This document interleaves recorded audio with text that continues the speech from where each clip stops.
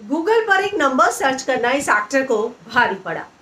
उनके साथ 86,000 रुपए की ठगी हो गई है। जी हाँ, 86,000 रुपीज की ठगी हुई है। और क्या है पूरा मामला, मैं हिना कुमावत फल विंडो पे आपको बताऊंगी।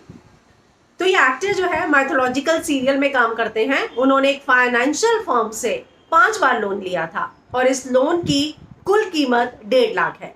लेकिन अब उनकी फाइनेंशियल सिचुएशन थोड़ी ठीक हुई और वो अपना लोन लौटाना चाहते थे। उन्होंने उस फाइनेंशियल फर्म का नंबर गूगल पर सर्च किया, किसी ने फोन नहीं उठाया।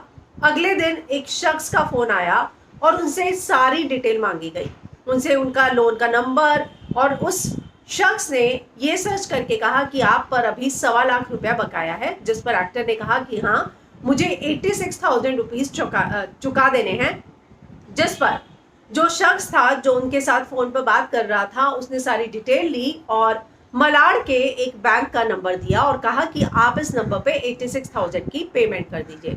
जिसके बाद उस एक्टर ने वो पेमेंट कर दी। लेकिन जब बाद में उनको मैसेज नहीं आया तो उन्होंने उस शख्स को दोबारा फोन किया। उस शख्स का नाम राजगोपाल है और वो इस बात का दावा कर रहा था कि वो जो है उसी फाइनेंशियल फर्म में काम करता है। लेकिन राजगोपाल ने कहा कि आज छुट्टी है तो आपको कल तक मैसेज आ जाएगा। लेकिन उसके बावजूद इस एक्टर को शक हुआ और उन्होंने जो है साइबर सेल में अब इसका केस दर्ज कराया है। पुलिस को शक है कि ये जो शख्स है उसी फाइनेंशियल फर्म में काम करता है, क्योंकि इसके पास सारी डिटेल थी। लेकिन उन्होंने इस एक्टर से जो पैसा वापस लिया है वो ठग कर वापस लिया है और उस फाइनेंशियल फर्म के पास ये पैसा नहीं गया। हालांकि पुलिस ने इस एक्टर का नाम रिवील नहीं किया, लेकिन गूगल पर अगर आप भी कभी जाएंगे और कुछ चीज अगर ऐसा कुछ सर्च करेंगे, आपको भी कहीं ऐसे मेल आते होंगे कि आपके अकाउंट में इतने पैसा जमा होंगे, ये नया कोड आया है। तो उन सभी चीजों को लेकर सावधानी बरते। हर बार कहा जाता है कि अपनी कोई पर्सनल डिटेल किसी को नहीं बताए। हालांकि एक्टर को जब शक हुआ तब उन्होंने जो है उस राजगोपाल नाम के शख्स का आईडी मंगवाया और उस आईडी को लेके उन्होंने बाद में उस फाइनेंशियल फर्म में भी कॉल किया और पूछा क्या राजगोपाल आपके यहाँ काम करता है। तब उन्हें पता चला कि राजगोपाल नाम का कोई शख्स उनके साथ काम नहीं करता।